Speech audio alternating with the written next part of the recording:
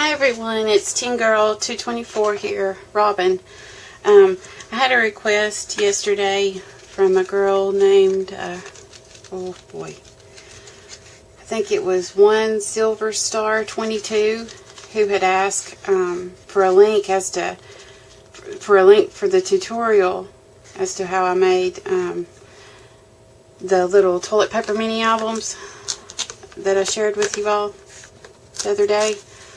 And I sent her over to Thrifty Crafter Mail, who's RJ, and that's where I had seen where he had made one, except it didn't have this flap on it. They were like this, and I had forgotten that it wasn't a tutorial that he was doing. It was a project share showing the two that he had made for his nieces. And I know that there's numerous ones on here, but I thought since I hadn't done any tutorials that this would be a real easy one, maybe, for me to show you all. So anyway, let's get started. What we'll need to do is, some chipboard, and this is just, I guess it would be medium weight chipboard. I don't buy chipboard. I've never bought a piece of chipboard. Some friends of mine always save packaging that come out of their paper pads for me, and that's what I use. So it's not extra thick. This piece right here may be a little bit flimsier, but anyway, you'll need that. You'll need toilet paper rolls, of course, and I used 5. And you'll need whatever decorative cardstock that you choose to use. One-sided is fine. And what else? You'll need score tape or the red tape, which is Terrific tape or whatever it's called, but definitely heavy-duty tape. You'll need ruler, scissors, bone folder, your pepper cutter, and it's going to come in real handy if you have one of the Score Pals. If you don't, that's fine too. You can use your paper trimmer. And so let's get started. This is super easy. Now watch me mess up something horribly. Okay, so starting with your chipboard, what you're going to need are these measurements. And let me make sure that this is in camera.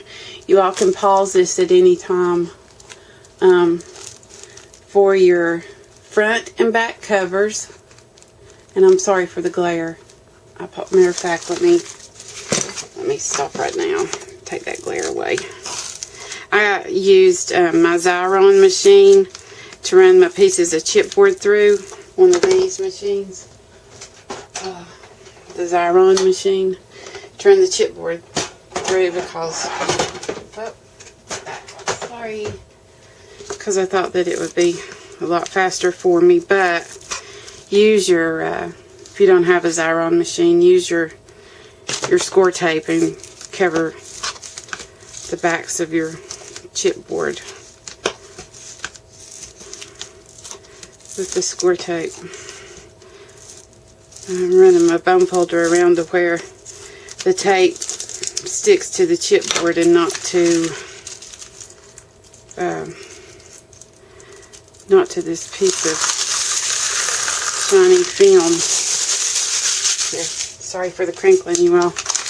Okay, so anyway, you'll need 2 pieces that are 2 7/8 by 4 1/2. That's for your front and back covers. Then you'll need 2 pieces that are 2 7/8 by 1 3/4, and that is for your top and your bottom. And then you'll need 1 piece that is 2 7/8 by 1 1/2, and that's for your flap. Okay.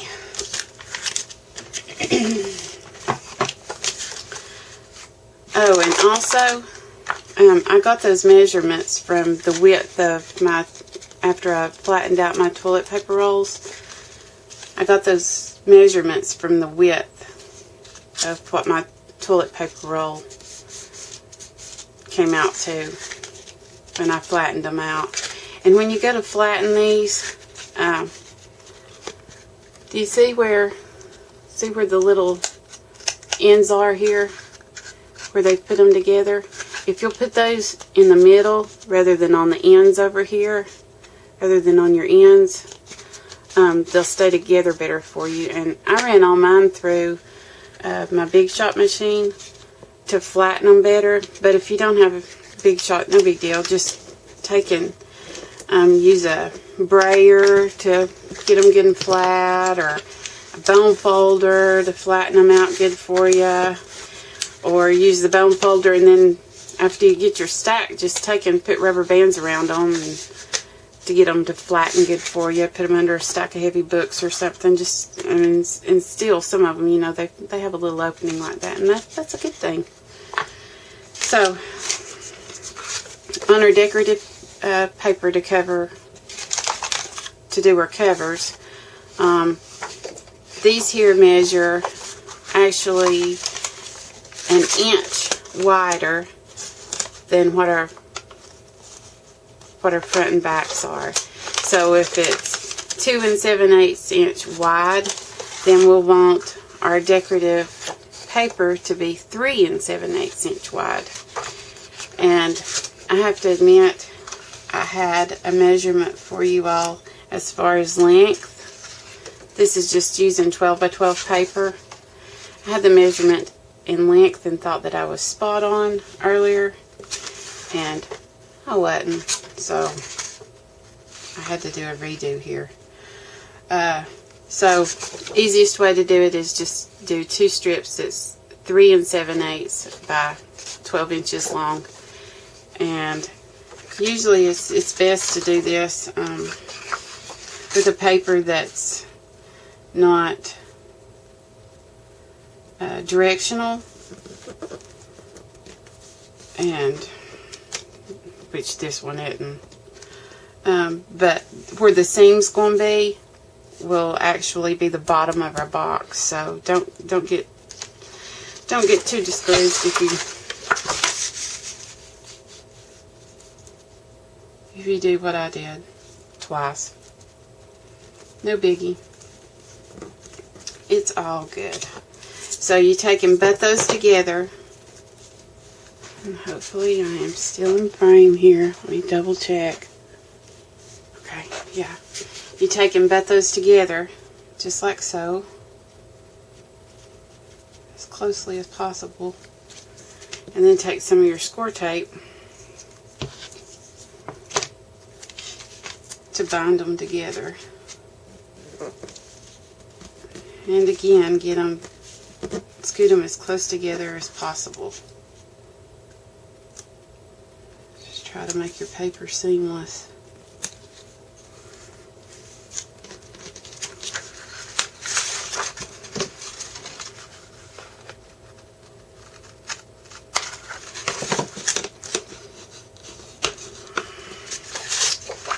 Flatten them down, flatten them down. Okay, let me see. I'll show you. There it is there. And then there is our seam going down through there. Alright, so then go ahead and, if you don't have the Xyron machine, go ahead and use the score tape to cover and put on the backs of your chipboard. And the first one that we start out with is the bottom. Go ahead and have your bottom piece ready, which is 2 7/8 by 1 3/4. It's the bottom. Peel your piece of score tape off, and center up your piece of chipboard to where there's about a 1/2 inch on either side, and then where your seam in your paper will be about halfway for your piece of chipboard.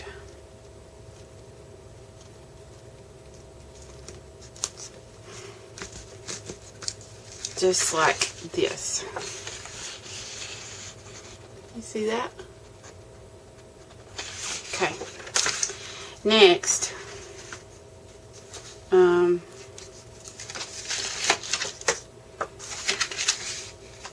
let's get the back. Take the back piece,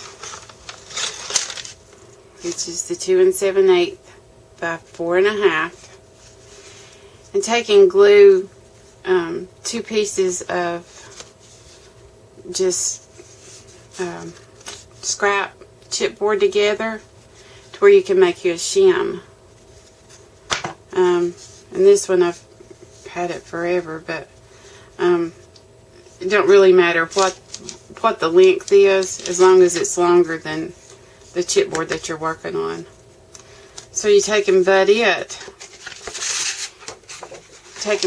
up against this piece of chipboard. Hopefully you all are seeing that. Butt it up against that piece of chipboard, and then take your back piece and get it. Don't lay it down yet. Get it to where it's butted up to this side of your chipboard shim, and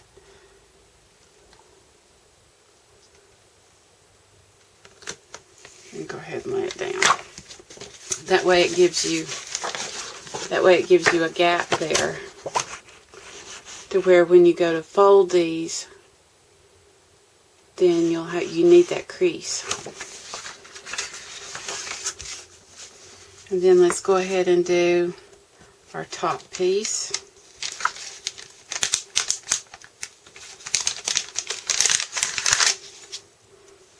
That is 2 7/8 by 1 3/4.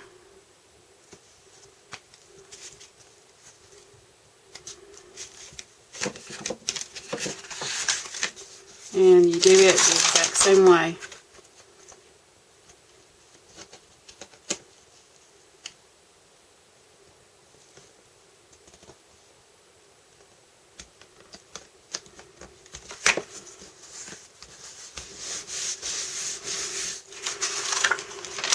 And then our flap.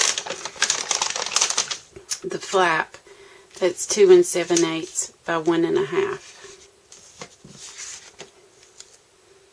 And again, the exact same way.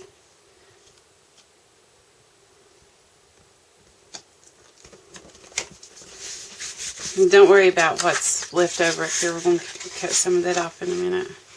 And then down, starting then from your bottom, working down, we need to put our front piece on. Sorry about the crinkling, you all.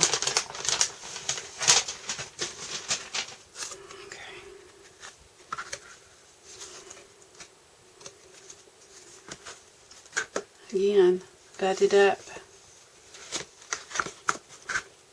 up against there, and let's see if I can do this to where you all can see a better view of what I'm doing for y'all who never covered the covers before. Have it butted up against there, and there. There we go. So here it is again.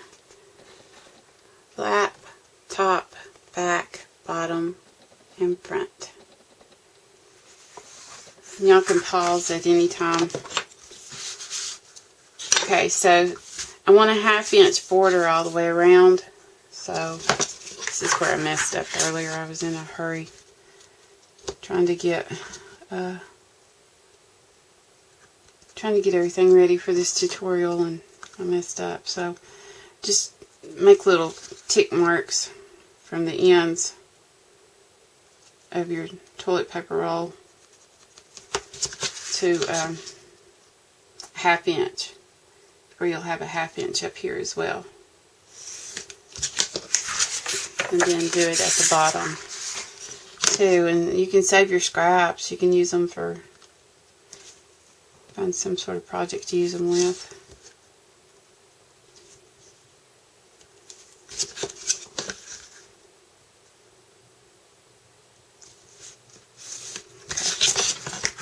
So there we go. And I could put that in my...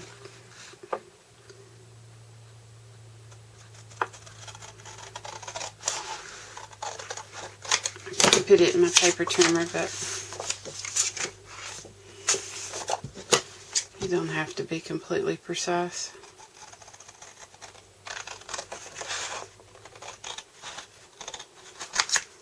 Here we go.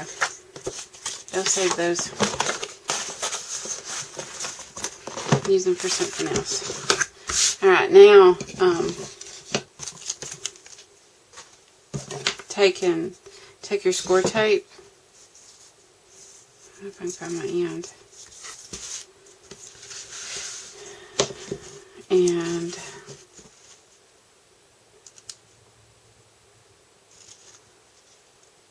cover the paper. I was putting it on the thing. This is 1/2 inch score tape, so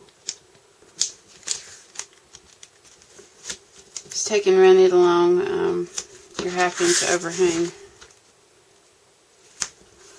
on your paper.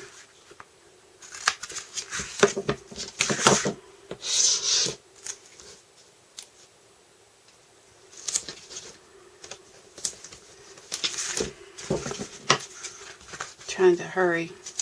This video is so long.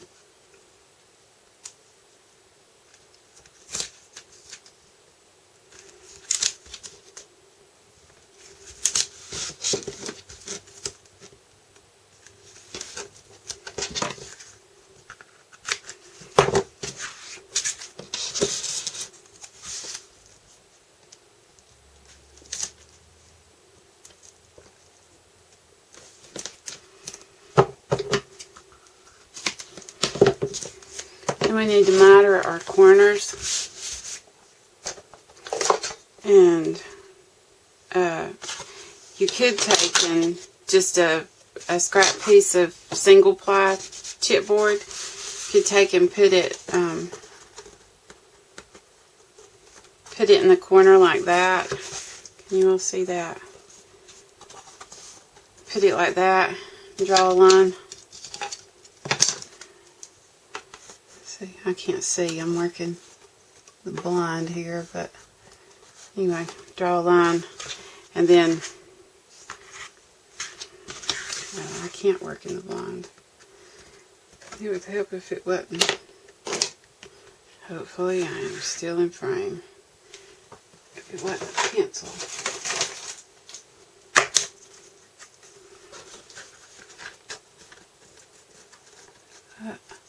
There we go.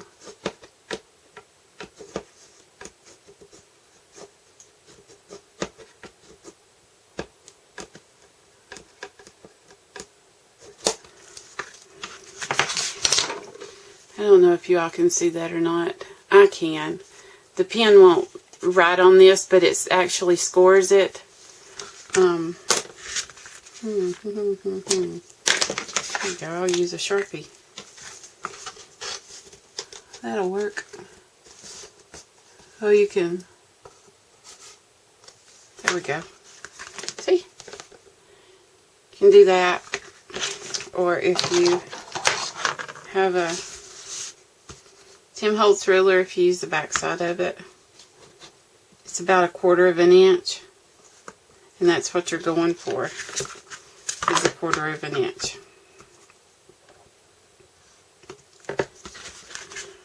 Not 1/4 inch, 1/8 inch.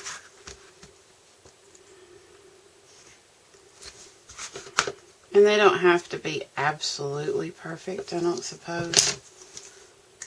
Let's just do that. And then cut those off.